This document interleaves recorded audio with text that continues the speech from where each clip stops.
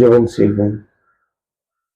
தேவனுக்கு ஆராதனை செலுத்துவதற்கு முன்பாக தேவன் நமக்கு செய்த நன்மைகளை எண்ணி அவருக்கு ஸ்தோத்திரம் செலுத்துவதற்கு ஏதுவாக அவருடைய வார்த்தைகளின்படி அவருக்கு ஸ்தோத்திரங்களை ஏறெடுப்பது அது ஏதுவாக இருக்கும்.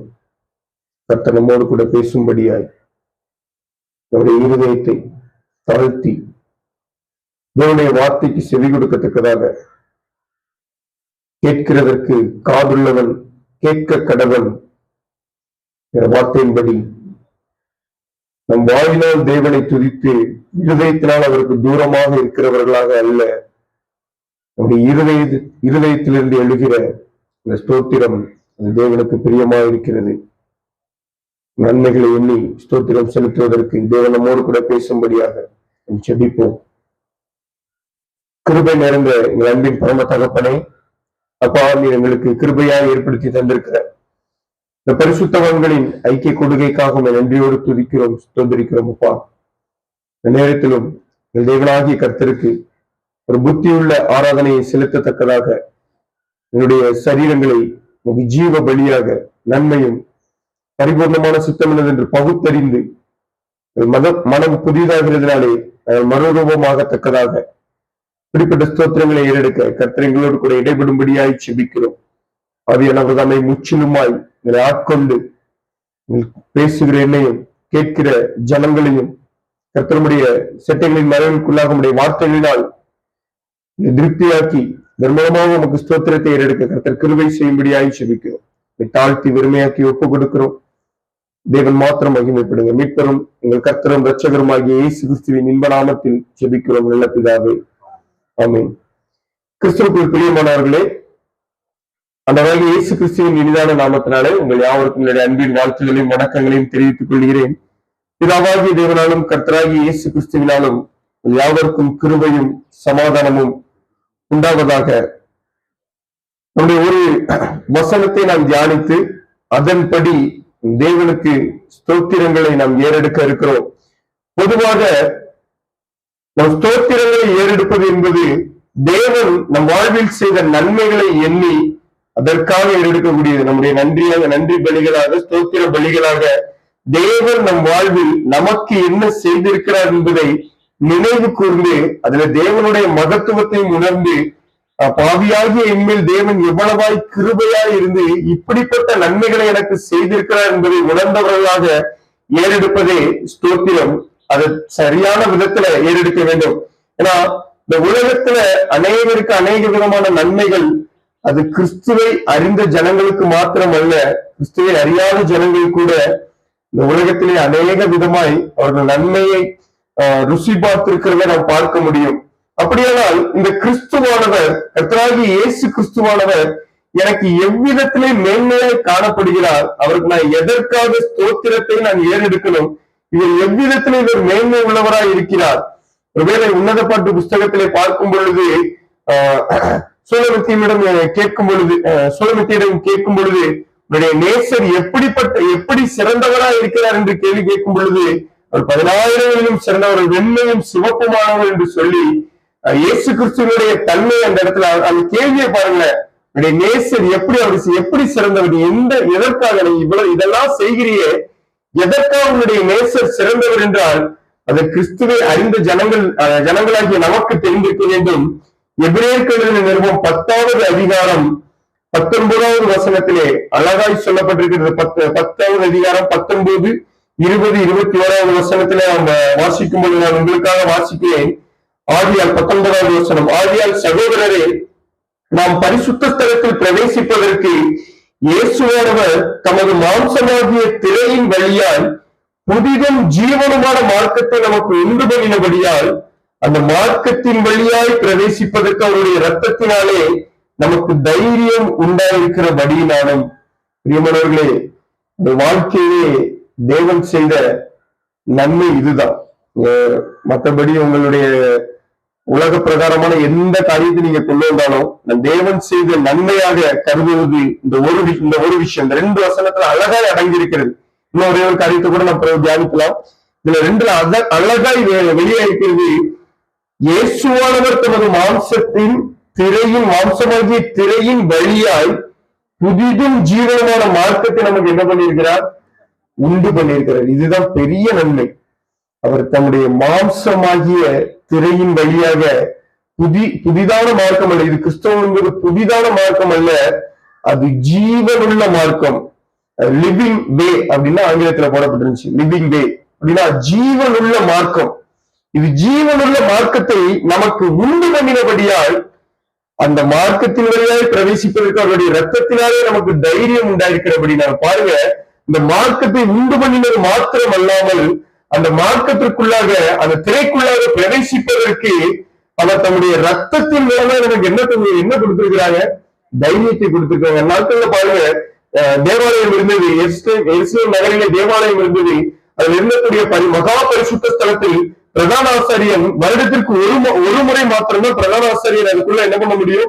போக முடியும். அவளும் தன்னை பரிசுத்தமாய் காத்துக்கொண்டுதான் அந்த இடத்துக்குள்ள என்ன பண்ண முடியும்? போக முடிஞ்சதா இருந்தது. அப்போ கிறிஸ்துவானவர், இயேசு கிறிஸ்துவானவர் மரிக்கும் பொழுது அவர் தன்னுடைய ஆவியை, ஜீவனை ஒப்பு கொடுத்து ஆவியை விடும் பொழுது இந்த தேவாலயத்தின் திரைச்சீலை இரண்டாய், மேல் தொடங்கி கீழ் வரைக்கும் இரண்டாய் கிழிந்து அந்த மகா பரிசுத்த ஸ்தலத்தில் இருக்கக்கூடிய தேவனுடைய மகிமையை காண்பதற்கு உங்களுக்கும் எனக்கும் இந்த மாம்சத்தின் வழியாக அந்த திரையை கிழித்து ஒரு புதிய ஜீவனுள்ள மார்க்கத்தை உண்டு பண்ணினது மாத்திரமல்ல, அந்த திரை கிழிக்கப்பட்டது மாத்திரமல்ல, அந்த திரைக்குள்ளாக போவதற்கு அந்த புதிதும் ஜீவனமான மார்க்கத்திற்குள்ளே பிரவேசிப்பதற்கு அவருடைய ரத்தத்தினாலே நமக்கு என்ன பண்ணியிருக்கிறாரா? தைரியத்தை உண்டு பண்ணியிருக்கிறார். இதுதான் பிரியமானவர்களே நமக்கு தேவன் செய்த நன்மை. நீங்க வேற எந்த நன்மைக்கு ஸ்தோத்திரம் செலுத்துவதை காட்டிலும் இதை விசுவாசித்து இதுதான் உண்மையிலே நன்மை. தேவனோடு நாம் இழந்து போன மகிமையை, நம்முடைய முந்தின ஆதாமுடைய பாவத்தினால் நாம் இழந்து போன தேவனுடைய மகிமையும் அவரோடு கொண்டிருந்த உறவையும் நாம் இழந்து போனத இயேசு கிறிஸ்துவான தன்னுடைய மாம்சம் கிழிக்கப்பட்டதன் மூலமாகவும் அவருடைய ரத்தம் சிந்தப்பட்டதன் மூலமாகவும் அந்த மகா பரிசுத்த ஸ்தலத்துக்குள் இருந்து தேவனுடைய மகிமையை காண்பதற்கு ஒரு புதிதான மார்க்கம் மாத்திரமல்ல, இது ஜீவன் உள்ள மார்க்கம். ஏன்னா இயேசு கிறிஸ்து மரித்தார் மட்டும் முடியல, கிறிஸ்து மரித்தவரும் அவர்தான், உயிர் தெழுந்தவரும் அவர்தான், பிதாவுடைய வலது பாரசத்தில் வீச்சிருக்கிறவரும் அவர்தான், நமக்காக பரிந்து பேசுகிறவரும் அவர்தான். அப்ப என்ன பண்ணிருக்காரு? உயிருள்ள தேவன், ஜீவன் உள்ள தேவன். அதனாலதான் இது ஜீவ மார்க்கம் அப்படின்னு சொல்றோம். இதை விட்டுட்டு நம்ம வேற எந்த நன்மையை யோசித்தாலும் அது தேவனுடைய பார்வையில் அது பூஜ்யமாக பார்க்கப்படும். இந்த புதிதான மார்க்கம், இந்த மார்க்கத்துக்குள்ள பிரவேசிப்பதற்கு பாவம் இல்லாம நம்மளால பிரவேசிக்க முடியும். அதனால அதுக்கு முந்தின வசனங்களை 17வது வசனத்தை நாம் பார்த்தோம் என்றால், அவர்களுடைய பாவங்களையும் அவருடைய அக்கிரமங்களையும் நான் இனி நினைப்பதில்லை என்று சொல்லுகிறார் என்பதை சொல்லுகிறார். பாருங்க, அவர்களுடைய பாவங்களையும் அவருடைய அக்கிரமங்களையும் நான் என்ன பண்ண மாட்டேன்? நினைக்க மாட்டேன். எப்போ நடக்கும் அப்படின்னா, இயேசுவின் ரத்தத்தினால் கழுவப்பட்ட நிச்சயம் உங்களுக்கு எனக்கு இருக்கும் பொழுது என்னுடைய பாவங்கள் எல்லாவற்றையும் இயேசு கிறிஸ்துவானவர் அவர் சிலுவையிலே ஞானியாக அடித்த அந்தரங்க கோலமாக்கி அதை நிர்வாணமாக மாற்றிவிட்டார். அந்த பாவம் எதுவுமே இல்லாதபடி முற்றிலுமாய் என்னுடைய பாவத்தை அகற்றி விட்டு அதை எல்லாத்தையும் அழித்து விட்டு, அதை அழித்தது மாத்திரமல்ல, நான் அதை நினைப்பதும் இல்லை. அவர்களுடைய பாவங்களையும் அவர்களுடைய அக்கிரமங்களையும் நான் நினைப்பதில்லை என்று ஒரு முழு வாக்குத்தத்தை கொடுத்ததுனாலதான் அந்த ரத்தத்தினாலே இந்த மார்க்கத்திற்குள்ள பிரவேசிப்பதற்கு நமக்கு என்ன உண்டாயிருக்கு? தைரியம் உண்டாயிருக்கு. பிரியமானவர்களே, இதுதான் தேவன் நம் வாழ்விலை செய்த மிக மிக பெரிய நன்மை. இதை தாண்டி ஒரு நன்மை நீங்க எடுத்து வைக்கவே முடியாது. நீங்க என்ன நன்மையை சொன்னாலும் இதை தாண்டி உங்களால என்ன பண்ண முடியாது? போக முடியாது. இதை தாண்டி போயிருவீங்க அப்படின்னா இயேசு கிறிஸ்துவனுடைய இயேசு கிறிஸ்துவோட தன்னையே பலியாக செலுத்தினது, அந்த ஒரே பலியினால நம்மளை பூரணமாக்கினதை நாம் மறுதளிக்கிறோம் என்றுதான் அர்த்தம். இதை தாண்டி வேற எந்த நன்மை இல்லை. பிரியமானவர்களே, அந்த ஜீவனுள்ள மார்க்கத்தை நம்மளுக்கு உருவாக்கி அதுக்குள்ள பிரவேசிப்பதற்கு தைரியத்தை உண்டு பண்ணினது மாத்திரம் அல்ல, அப்போஸ்தலருடைய நடவடிக்கைகள் 2வது அதிகாரத்தில் இந்த ஒரே ஒரு வசனத்தை மாத்திரம் தியானித்து ஸ்தோத்திரங்களை ஏறெடுக்க இருக்கிறோம். அப்போஸ்தலருடைய நடவடிக்கைகள் 2வது அதிகாரத்துல அழகாய் சொல்லப்பட்டிருக்கிறது. 28வது வசனம், அப்போஸ்தலர் 2:28 நான் உங்களுக்காக வாசிக்கிறேன். ஜீவ மார்க்கங்களை எனக்கு தெரியப்படுத்தினீர். இது நம்மளுக்கு நன்றாக தெரியும். சங்கீதம் 16வது சங்கீதத்துல 8, 9, 10 மற்றும் 11வது வசனங்களை அடிப்படையாக கொண்டுதான் இதுல 4 வசனம் கொடுக்கப்பட்டிருக்கும். அந்த சங்கீதக்காரன் சொல்லும் பொழுது ஜீவ மார்க்கத்தை எனக்கு தெரியப்படுத்துவீர் என்று சொல்லியிருப்பார். சங்கீதங்களின் புஸ்தகங்கள் எடுத்து பார்க்கும் பொழுது ஜீவ மார்க்கங்களை எனக்கு தெரியப்படுத்துவீர் அப்படின்னு சொல்லியிருப்பாரு. நான் இங்க பேதுரு சொல்லும் பொழுது, பேதுரு அதை மேற்கோளிட்டு காட்டும் பொழுது தெரியப்படுத்தினீர் என்று சொல்லிவிட்டார். அப்ப முதல்ல தெரியப்படுத்துவீர் அப்படின்னு இருந்தது.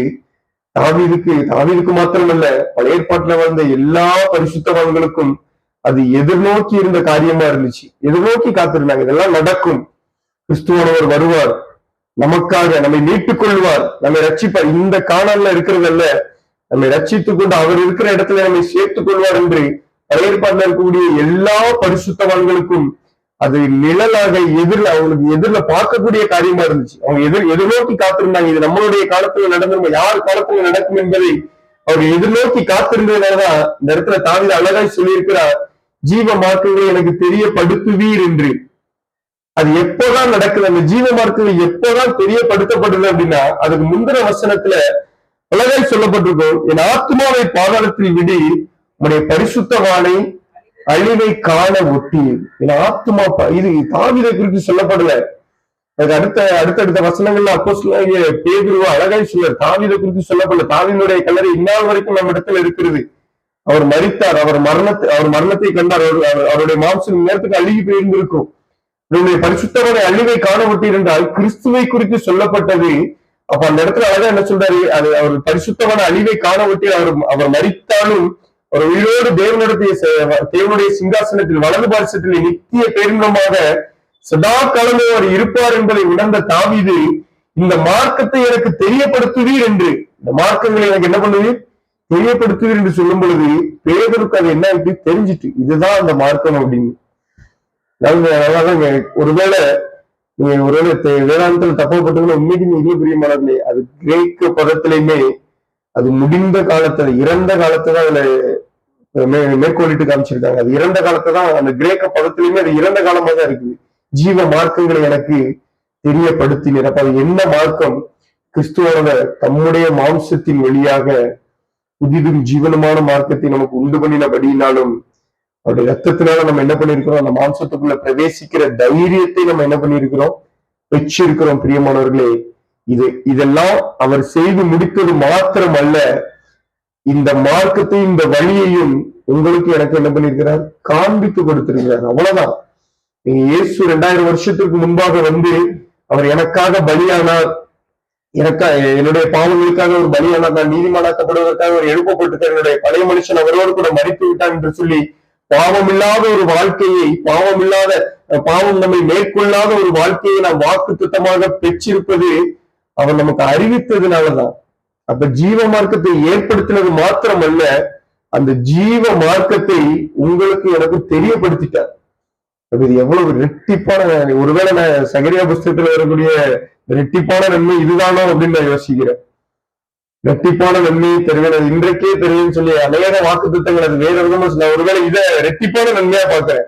அவர் ஜீவ மார்க்கத்தை ஏற்படுத்தினது மாத்திரம் அல்லாமல், அதுல பிரவேசிப்பதற்கு தன்னுடைய ரத்தத்தினாலே நமக்கு தைரியத்தை உண்டு பண்ணினது மாத்திரம் அல்லாமல், அந்த மார்க்கத்தை நம்மளுக்கு தெரியப்படுத்திருக்கிறார் பாருங்க. அப்ப முதல் நன்மை, அவர் மார்க்கத்தை உண்டு பண்ணிட்டார். நம்ம இழந்த மகிமையை தேவனோடு கூட, தேவனிடத்திலிருந்து நம்ம இழந்த மகிமையை, தேவ மகிமை அச்சவர்களாகி இருக்கக்கூடிய அந்த வாழ்க்கையை மாற்றி தேவனோடு கூட சேர்வதற்கு ஒரு மார்க்கத்தை உண்டு பண்ணினது மாத்திரமல்ல, இந்த மார்க்கத்தை உங்களுக்கு எனக்கு என்ன பண்ணிட்டாரு, தெரியப்படுத்தி விட்டார். தெரியப்படுத்துவீர் இல்ல, தெரியப்படுத்தினீர். எனக்கு என்ன பண்ணிட்டீங்க, தெரியப்படுத்திட்டீங்க. இதுதான் பிரியமானவர்கள், உண்மையிலே தேவன் உங்களுக்கு எனக்கு செய்த நன்மை. இந்த நன்மைக்காக தான், இந்த நன்மையை உணர்ந்துதான் நீங்களும் நானும் ஸ்தோத்திரத்தை ஏறெடுக்க போறோம். நம் தேவனுக்கு ஆராதனை சொல்லிட்டு போறோம். இதை விட நீங்களே யோசித்து பாருங்க, நீங்களே சொல்லுங்க. ஒரு நிமிஷம் கூட உங்களை டைம் தரும், நீங்களே சொல்லுங்க. இதை விட மேன்மையான ஒரு நன்மை தேவன் எனக்கு தந்துட்டார் அப்படின்னு நீங்க சொல்லுங்க. இதை விட ஒரு மேன்மையான ஒரு நன்மை இருக்கு, இதை காட்டி எனக்கு கர்த்தர் ஒரு மேன்மையான ஒரு நன்மை செய்திருக்கிறார் அப்படின்னு சொல்ல முடியுமா? நம்மளால சொல்ல முடியுமா? வாய்ப்பே இல்லை. வானத்திலும் சகலமும் அவராலும் அவர் மூலமாயும் அவருக்கென்றும் உண்டாக்கப்பட்டது. இப்படிப்பட்ட ஒரு சர்வ வல்ல தேவன் நமக்காக இந்த பூமியில் இறங்கியது, தன்னுடைய ஜீவனை கொடுத்தது மாத்திரமல்லாமல் எப்பொழுதும் நம்மோடு கூட இருக்கும்படியாக ஒரு பரிசுத்த ஆவி, தேச்சரவாளனாகிய பரிசுத்த ஆவியானவரை நமக்கு என்ன பண்ணியிருக்கிறார், கொடுத்திருக்கிறார்.